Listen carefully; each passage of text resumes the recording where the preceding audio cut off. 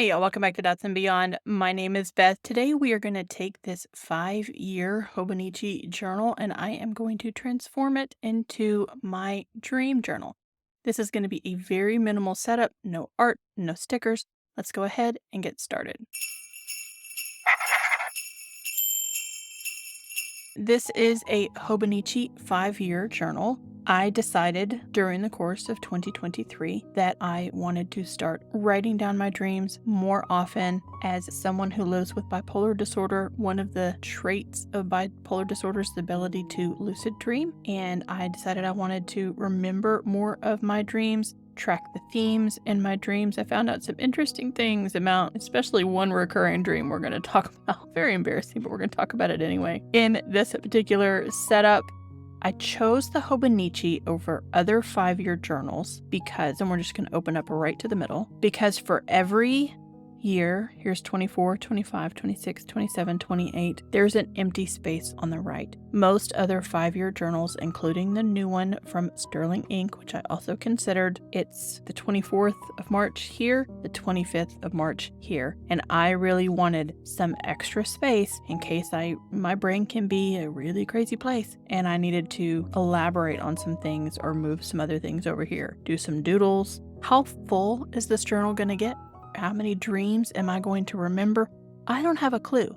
I've never tried to keep a dream journal, but we're going to do it now and we're going to see how this goes. I've never even attempted to keep a 5-year journal because I knew better. So that consistency is not my strong suit. Coming in here and trying to write down something every single day, I was like, no, that's not for me. I am going to write a quote here. This says quote printable, and I decided it's not going to be a printable. We're just going to write it during most of this journal, not for this page. I don't think this ink is going to take well on this page. I'm going to try to use this Lamy fountain pen. I will link it down below because I'm terrified of fountain pens, and this one is like a training wheels fountain pen for those of us who are not yet ready to branch out into the world. And it is a whole world of fountain pens and inks and all that comes with that. So again, this is a Lamy fountain pen. We're going to give it a go. If I get frustrated with it right off the bat, we're just going to switch pens. But we're going to start off with this one. For this particular page, I was thinking maybe I would use a gold gel pen, but no, I'm just going to use my regular old Sharpie. I don't have any lines. This quote might go in crooked. Y'all don't judge me. We're not doing anything fancy in this journal. We're just getting it set up with some goals for the year on why I want to track my dreams, some steps to remember when breaking down a dream, and how to use some other pages in here. First of all, let me get this quote in.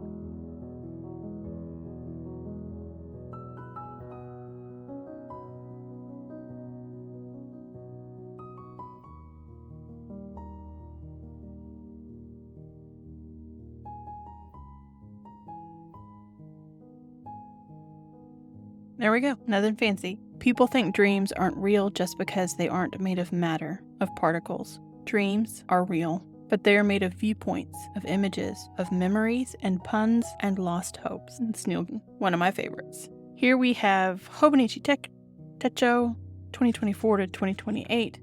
We are not going to do anything with this page. Moving on to this calendar, I am going to record just the full moons. The idea that the lunar cycle, particularly the full moon, can influence dreams is a topic that has been explored and debated, and while there isn't conclusive scientific evidence to support a direct and universal link between the full moon and dreams, some people report experiencing changes in their dream patterns during this lunar phase. I think I'm one of those people who've never tracked it before. If you've ever worked in hospitality, restaurants, hotels, y'all, people do some crazy shit on full moons. We act like it doesn't affect us. It so affects us.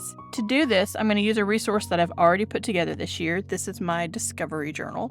This page in particular has all of the full moons for 2024. It was close by and it was easier than me grabbing something else. We're just going to sit it right here for the moment, and I'm just going to put a dot with a dot marker where the full moons are. I don't want to track all of the moon phases. I just want to know where the full moons are. So January 25th, just like that. February 24th, March 25th, April 23rd, May 23rd, June 21st, July 21st, August 19th. This is going to go through a little bit, by the way. Just a little shadowed, not a lot. September 17th, October 17th, and November 15th. I need to look up December of next year because my discovery journal's running from Yule to Yule. That's why I have December 26th in here. It's gonna be in this week somewhere, probably 14th or 15th, but I don't want to get it wrong, so I'm not going to put it in there quite yet. I don't want to look up some alternate resource at the moment. We're going to get that out of the way and go ahead and shift this back over here. So then we have the year at a glance for all of the years, and then we jump immediately into January right off the bat. So in this particular journal, it's got pages at the back.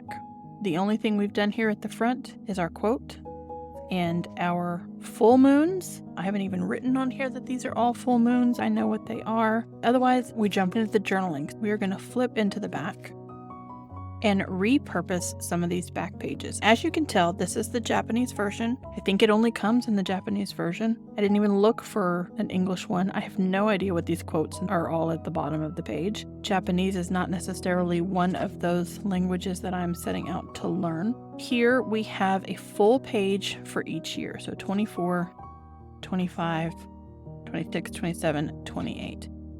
On these particular pages, I want to write down my intentions for keeping a dream journal. What do we think? Do we think it's gonna work with the Lamy fountain? I need to clean that, maybe. Can y'all see that? This did not look like the last time I picked up this pen. So if you are a fountain pen person-y, holler at me down in the comments and tell me how to fix this. We're going to switch gears, and I'm not going to use that right now because I will get ink all over me. I don't know if y'all have watched any of my videos before. I end up with, look, I have ink on me right now.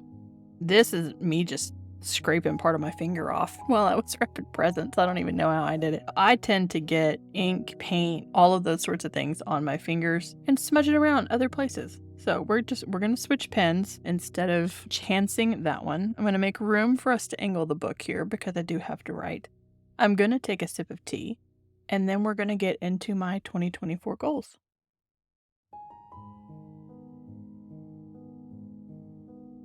If you're curious, that is a Moroccan mint tea, and it has a lime in it. It's a great combination, and it is staving off the last vestiges of the illness that shall not be named. My very first goal is consistency. I aim to make daily entries in my dream journal, establishing a habit of recording my dreams regularly throughout the year to create a comprehensive timeline of my subconscious experience. That is intention number 1.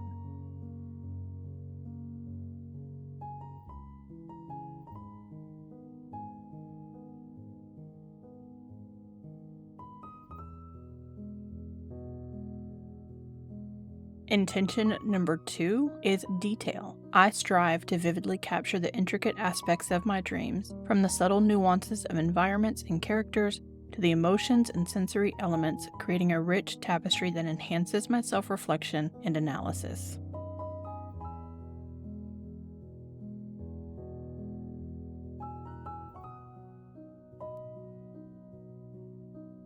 So I already made a mistake, which, if you've watched any of the last 3 or 4 of my videos, it's not a surprise. I'm getting really good at it. This is detail. I began writing the description for Lucidity, which is next on my list. The easiest thing for me to do is change this title to Lucidity, and then we'll write detail below it, because it doesn't matter what order my intentions are in. I haven't bought any cream-colored correction tape. I do have these stickers from the original bullet journal that also has cream colored paper. We are just going to take a little bit of this, a little bit thicker than Toma River paper, but it's the right color. We're going to cover it up and we're going to write Lucidity on it. In fact, let's write Lucidity on it first. It should be about right. There are some mistakes that I just breeze right by. This is not one of those. Look at that. A little bit smaller, but it will work.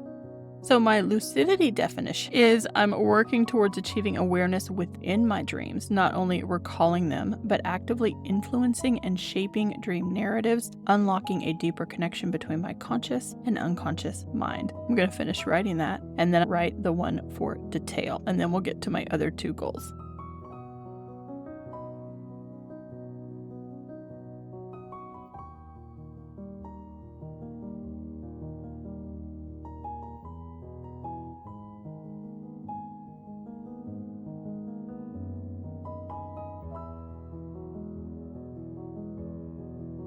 Intention number 4 is experimentation. I plan to introduce a creative element such as different writing styles, illustrations, or even multimedia formats into my dream journal entries, hence the extra space, fostering an environment for imaginative exploration and expression.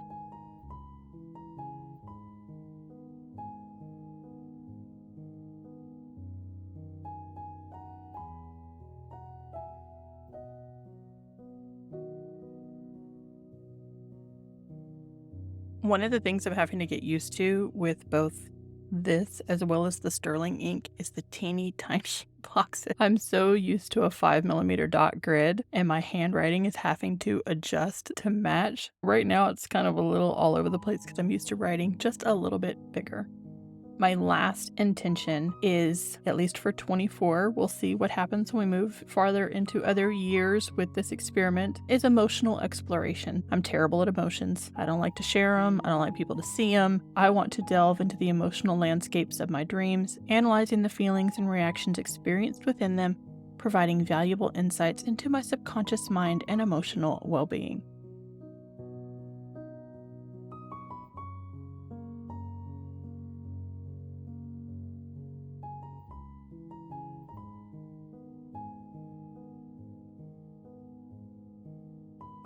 One of the things that I probably need to tell my therapist is that I am embarking on this adventure. Perhaps it would cue me to definitely be more intentional about making sure I get those things written down. Now, I've got some other things we're going to talk about. We're talking about the steps to breaking down a dream.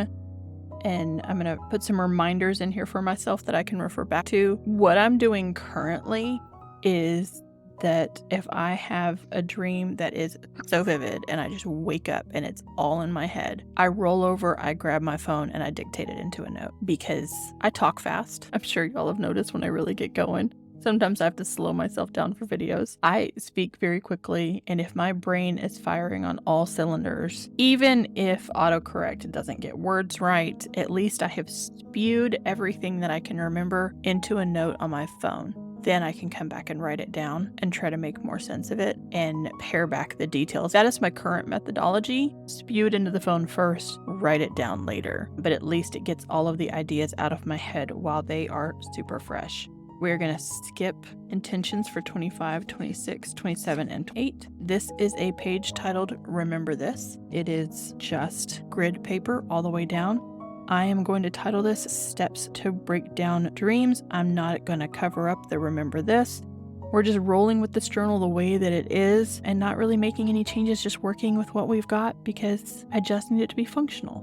Ta-da, it's that easy. Number 1, you have to record the dream. You gotta start by writing it down in as much detail as possible immediately upon waking, which is why I spew mine into a phone first. This includes people, places, objects, and emotions that you encountered within the dream.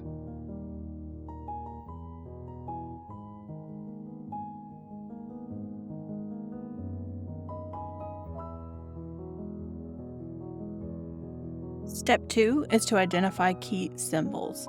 These are any symbols or recurring elements in the dream. Symbols can be people, animals, objects, or situations that stand out. Note your personal associations with these symbols. We are going to set up a theme area here in a couple of pages to help us track recurring symbols.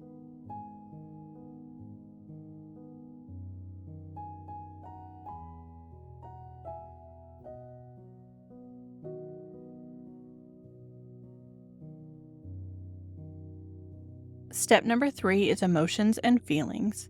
This is reflecting on the emotions you experienced during the dream. Were you scared, happy, anxious, or excited?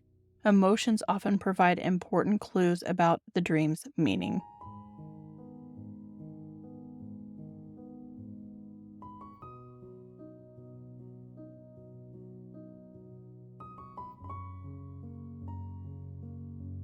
Next up, we have context and personal life.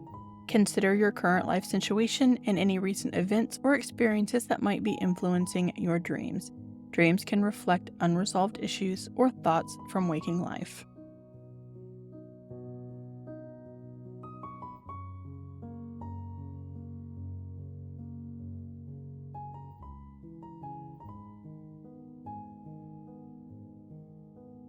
Next up, we're going to check and see if our dreams have any cultural and archetypal symbols. Explore whether any symbol in your dream, like water, for instance, which symbolizes emotions, or flying, which could represent freedom, is popping up over and over.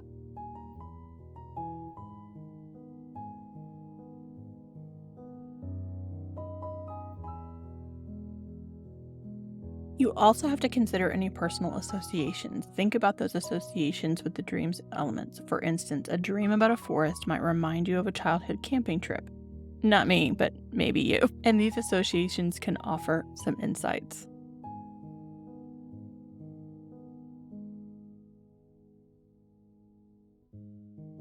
I changed that one to say childhood in Kenya instead of childhood camping trip. Forest. So unrelated to me. I did break these down from various websites that I called a bunch of this dream information. Next up, we need to analyze the narrative. We're going to examine the dream's narrative structure. Is there a clear beginning, middle, end? Are there any changes of transition in the dream that might signify something? For example, I have for years had a recurring dream. It has pared down a lot in my adulthood due to a really weird timing issue with a television show that symbolized it. Too bizarre for me to get into it. I traveled a lot as a child, of course, and I would get dropped into the middle of a dream where I was running from some unknown smoke monster type thing. And every time I turned a corner, I was in a different city in the world because I had visited so many places. I would turn a corner and I would be in Rome. I would turn a corner, I would be in Amsterdam. I would turn a corner and I'd be in Nairobi. I would turn a corner and I would be in Gulfport, Mississippi. It was just a bizarre amalgamation of my childhood and my memories, but every time I turned a corner, the location changed. The hazards that I tried to avoid in order to get away from said smoke monster changed. That's what it's talking about when it is talking about those transitions in your dreams, or again, if you start clearly at a beginning, or if you're dumped right into the middle of that dream.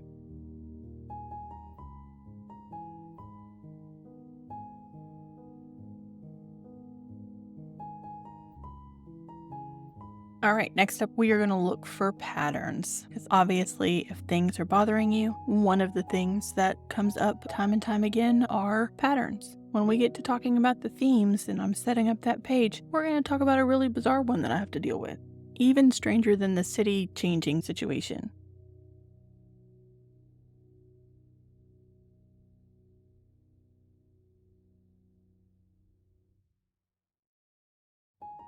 Number 9 is intuition and gut feelings. Trust your intuition about the dream. Sometimes a simple, intuitive understanding can be just as meaningful as complex analysis.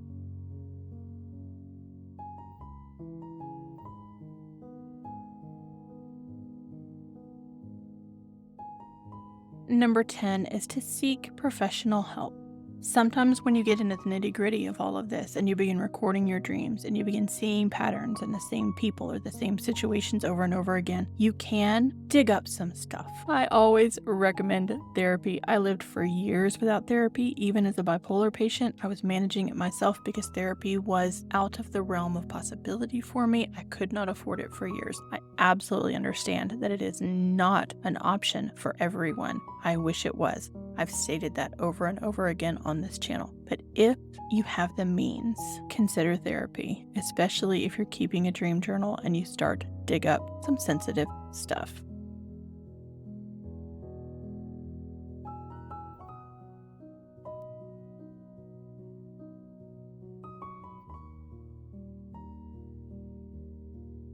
Y'all, I had no idea if those were going to fit. Didn't pre-space anything, so yay me. All right, the quick 10 steps to breaking down a dream. Record the dream, identify key symbols, emotions or feelings, context and personal life, cultural archetype and symbols, personal associations, analyzing the dream narrative, looking for patterns, trusting your gut, and if need be, seeking help. We are going to move on to the themes that I have been talking about. To do that, we are going to use this gifts page. It's a page that we have, and I'm certainly not going to be putting any gifts in here. So this has some columns. This is an empty column. This is a to from column, and then there's a column here and a column here. We are just going to put themes up at the top. Then I am going to number these just to keep track of them. You get the idea. This column will have numbers in it. If I move to this page, this column will have numbers in it so we can track those recurring themes. And by identifying current themes, you can provide insight into your subconscious mind, revealing patterns, concerns, desires, all of that sort of thing. This helps you break down emotional awareness, stress and anxiety management. That's where my weird one falls. Personal growth, creative inspiration, goal alignment, relationship insights, problem solving, and mindfulness practices. The very first theme that I'm going to write in here, because it has been happening since the beginning of the panini, and I'm just going to write the word toilet, and we'll talk about it. I could probably even put toilet search. I have had so many bizarre dreams of either not being able to find a toilet at all, or I find the body's telling you gotta go. I always associated with this with maybe I needed to use the restroom and I was too deep in sleep because of my medication to pull myself out of it and my body's looking for a restroom. No, that's not the meaning of this at all. I either can't find a working toilet wherever I am, and the locations are numerous. I find a toilet, but it is not private. Everyone can see you wherever you are, and so therefore you don't want to use said toilet. Or you find a restroom, community restroom, whatever, and every single one of them is nasty, clogged, filthy, gross, unusable. Toilet search. That's what we're going to call this. I finally explored this, and it is 100% about feeling like things are out of control and that you cannot control some area of your life. Now, this having kicked in while I was furloughed from my job, not knowing what my future was, and then me changing jobs now twice since that furlough, it all makes sense that I have not felt as stable as I would like to feel. And yeah, that's my weird one. It's not a naked dream. It's I can't find a toilet dream. What do you say naked here in the South? We don't say naked. It's naked. It's NEKKID, which typically means that you're naked and you're up to something. You're not just naked, you are naked. Anyway, I digress. The toilet search is the one theme we're going to put on here as recurring, and because I know it's going to keep happening because it's been happening for years now, and we're just going to leave it there. And as other themes pop up during the year, we will break them down. We're going to number them, and I'm just writing right over top of whatever Hobonichi had in here. We're going to put what the theme or the imagery is, and then if we research it, we're going to put what it means. There we go. I'm just going to put loss of control. I can break it down further over here the next time it happens. I know it's going to happen. We have our intentions. We use the remember this page for the steps to breaking down a dream, just to keep as a reminder. We have the gifts page we're using as themes. Next up is addresses.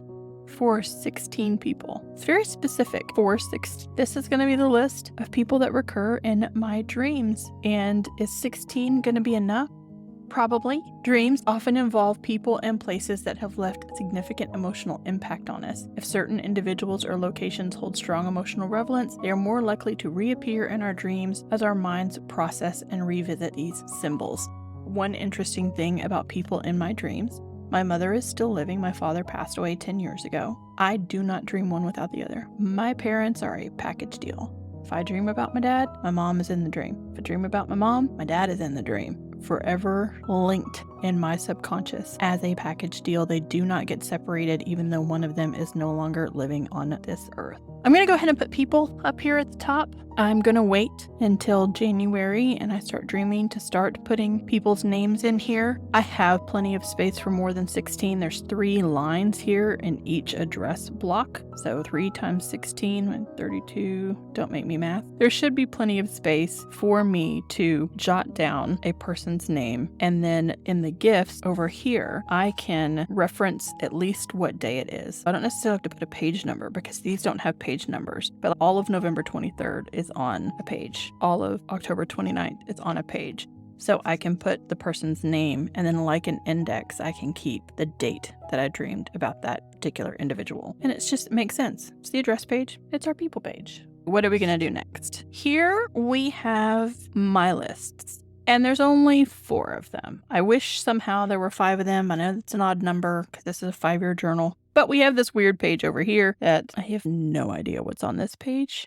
On this list page, we're going to put the top themes for each year. And we have room for those. For how I'll pick those top themes is by going to this page and seeing how many different dates did I dream about it. Was it something that popped up more often than everything else? My top theme for 2023 would be the weird toilet dream. It'd be my top theme for 2022. It'd be my top theme for it's just, it is what it is. That way I can see if things are carrying from year to year, or if I am finding ways in my therapy and recording these dreams to overcome a certain emotion, and then we just move on to something else and we start dreaming about something else. Now, I could possibly use 10 slots over here. If this is all going great and this dream journal's working great for me, I could just put 2028 over here, or I can put in a tip in. I don't know, that is a long way away, people. 5 years is a long way away. This is personal notes. Hey, I'm going to put my name in here. Here's where I was testing my Lamy pen because it got all bleedy on me. I need to figure out what to do with it. I can put my name and stuff in here if this does travel with me at some point. What's going to live on my bedside table or in the drawer of my bedside table? I did order a brown leather pen loop. I will find it. And at some point in time over the course of the year, we'll do a dream journal update. This is not something you're going to see on a regular basis, but I guess we can probably see if we can do like a quarterly check-in with it or something. But somewhere around here, I'm going to find the brown leather pen loop that I ordered and get a pin stuck in here. There is our cover page. We have our full moons. We are ready for January 1. And then we have these pages that we have set up here in the back, including how to break down a dream, my intentions for the year, and a different way for us to track themes and people that we see in our dreams. Let me know in the comments below, do you keep a dream journal? Have you ever wanted to keep a dream journal? Do you have a 5-year journal that you don't know what to do with?